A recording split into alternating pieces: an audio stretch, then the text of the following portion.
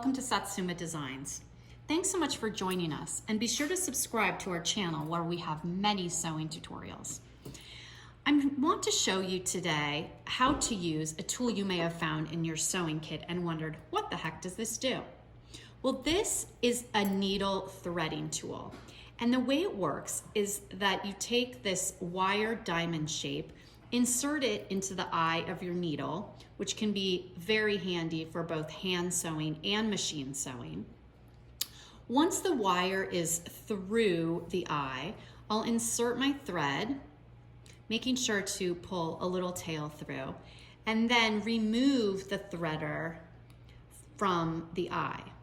I'm holding the long tail and simply pulling the short tail through. Now you can see that my needle is nicely threaded, and all thanks to this little tool.